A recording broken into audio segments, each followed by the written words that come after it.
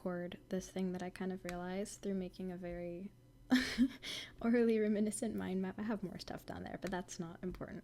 Okay, so ever since I read Stellar Loon, I've been very sure that there's something important. Like, we didn't just watch Kenrick's memories to kind of like bring all of this old stuff back up. Like, there's something important there, and I've been trying to figure out what it was. Like, okay, so we know that he asked Prentice to be his keeper, but why do we need to see all of this?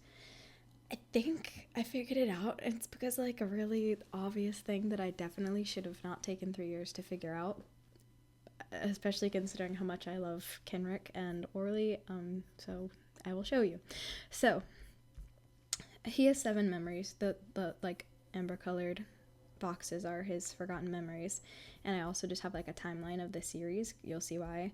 So I have like 15 years, 13 years. This is year 0, so he arrives in the Lost Cities, and then I found out only like 2 years pass, because in Stellar Loon she says she's not 16 yet. So anyways, that's fun. But so Sophie and Orly open Kenrick's cache. Right, so let's go all the way back to what has to be the first memory. Unknown date before Orly joined the council, the whole Bront or Bronte, however you want to say it, and the dead gnome thing. Obviously, we know that's first because his hair is long in that memory, and Orly's like, yeah, whenever I joined the council, I teased him about that, and so that's how I know it's before I join. And in all of the other ones, Orly is on the council because his hair is short, and it like specifically says that unless she's in the memory. So it's like a pretty big point, and that's the only one from before she joined the council. Okay, so then the next memory chronologically is when Orly at the 1-year dinner goes and confronts him about leaving, and is like, they hate each other. And so I know that's the first out of the following memories, because they still hated each other in this, and in all the other ones they obviously don't. It's either like obvious because they're in the memory together, or it's obvious because of what's happening, or like, you'll see. Okay, so, and I actually thought it was really interesting how many times like in every memory there is something distinct that shows like Kenrick and Orly don't hate each other anymore. So Shannon did want to plant these like seeds for us to be able to figure out this exact thing. So I think that's pretty cool. Okay, we know this comes before the other memories, yeah, because they hate each other in this one. And then it might be important that technically this isn't a deleted memory from Kenrick. You'll see how this loops into my big theory at the end, but technically this isn't his memory. It's actually Orly's that he deleted, and we don't really know whose perspective it's from, because it's not like you see it through the eyes of whoever's deleted memory it is, but like he probably didn't delete this from his mind and probably just thought that like he owed to give it back to her. That becomes important later. Okay, so then I'm trying not to like scroll too far ahead. 15 years before Sevi comes to the Lost Cities, Kenrick asks Prentice to be his keeper, and he holds up his cache in this memory and says that there are 6 glittering jewels in it, okay? And Wiley is 2 or 3 in this memory. Orly also says it would have been just a few years later that Prentice was arrested. So, Wiley's between like 4 and 6 years old when he's arrested, which is, like 11 years before Sophie comes to the Lost Cities, and around the time they start the search for her. So that's memory number 7, right? Because Kenrick already has 6 memories in his cache, and he's like, Prentice, I want to put these in your brain. So anyways, then Kenrick, these are 3 other memories that I'm not exactly sure where they land, because like we don't have precise details about whether they come before or after other memories. Now we'd assume they come before this one, right? Because this is memory number 7, and there are 7 memories in Kenrick's cache, right? Well, we'll get back to that. At some point, Kenrick asks him about like him and Orly to see if he had ever registered, if they would be a good match, because she's already picked up all 5 lists, which we already knew from Legacy, from like a really hilarious conversation between her and Sophie and But in this one, I think Benham says like, well, like, bestie, it's hopeless, like she's already picked up all 5 lists, and Kenrick is like, I know, I just have to know what would have happened. So we assume he's never registered, his name wasn't even in the options, and he finds out that they would have been each other's number 1 matches if he had. Okay, so his goal there was to stop driving him crazy and for him to know that there was never anything he could do. Obviously he didn't get that, and allegedly he deleted it from his mind. But just like this one, like, I feel like he could have kept the memory and just put it in his cache because he felt like he owed to tell orally. I don't know. But anyways, also there's just a map of Elysian, not like a memory, just like a stored map that we assume he deleted from his mind, but just like the other ones, he could have kept it and just stored it in his cache. And then Kenrick takes Orly to Elysian and they like walk around. There's nothing like notable there for us to know whether it happened before or after anything. But Kenrick does, I'll add this actually. Whenever he wipes this memory from her, there's a second person with him.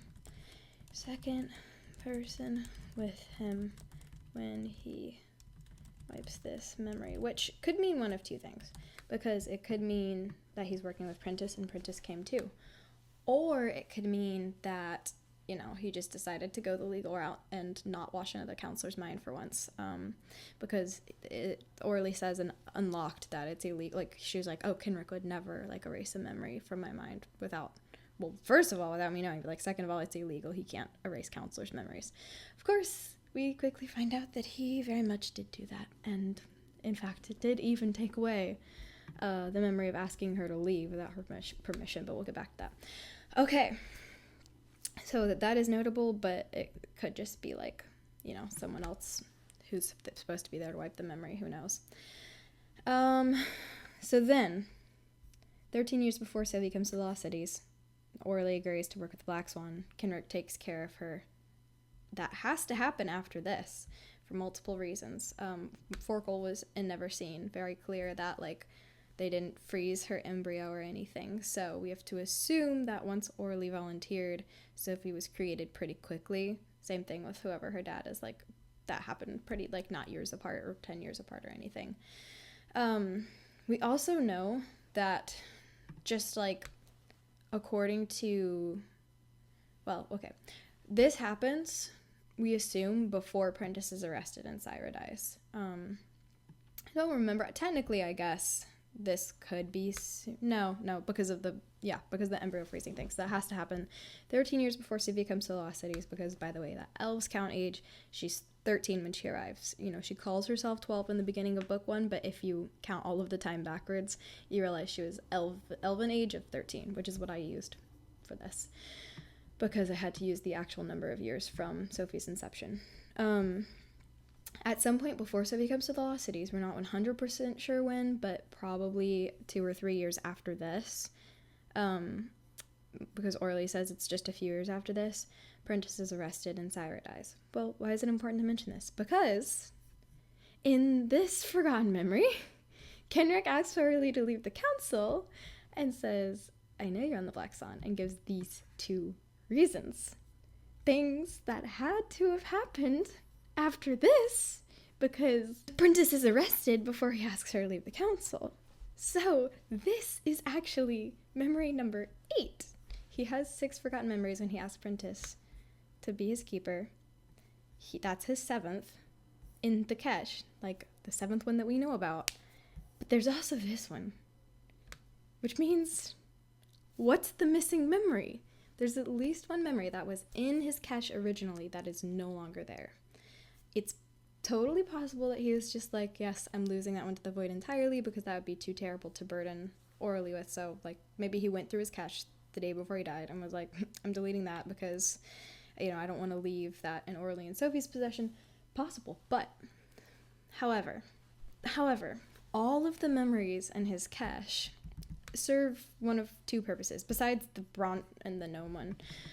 Hey, Orly, don't have too much regret, or here's a truth I owe you, or like a memory I took from you.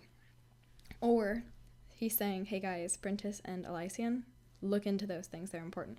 All of them serve one of those 2 purposes, and that was the thing, like, when I've been trying to figure out what it is, but they all seemed like they went together somehow, like they were all serving the same purpose. Now it's multiple purposes, but like there's not a whole bunch of random stuff from before Orly joined the council, which you would assume there was, because she said he was on the council for quite some time before she joined. There's only one memory from before she joined the council, and I would have to assume it's that he put it in there so it would seem like a complete cache if anyone else looked into it, and they'd be like, I guess he just didn't get a lot of assignments until then.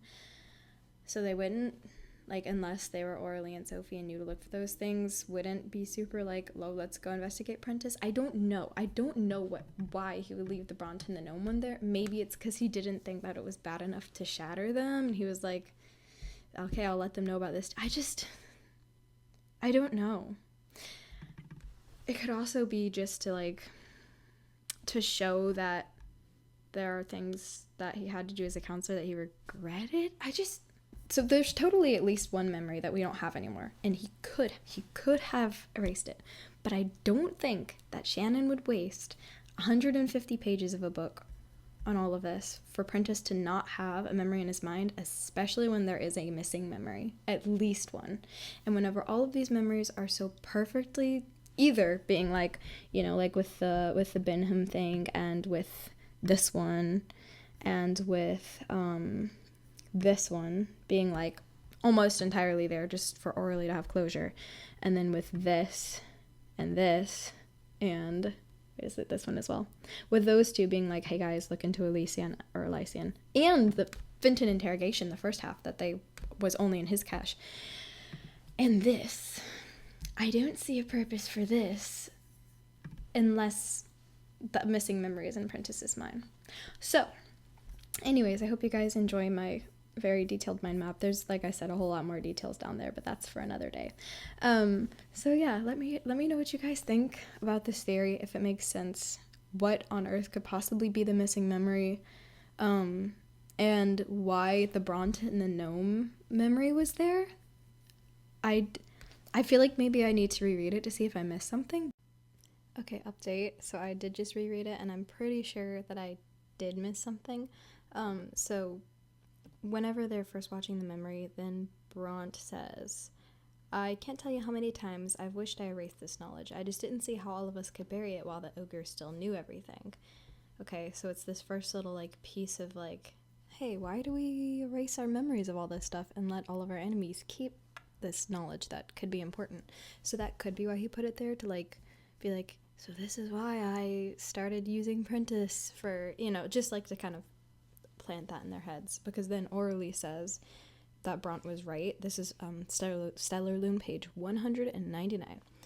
And Sophie's like, yeah, why are you guys still using catches? So that actually kind of does align with the rest of the Prentice stuff. It does make sense in context now. So like, tell me what you think. Thank you for listening.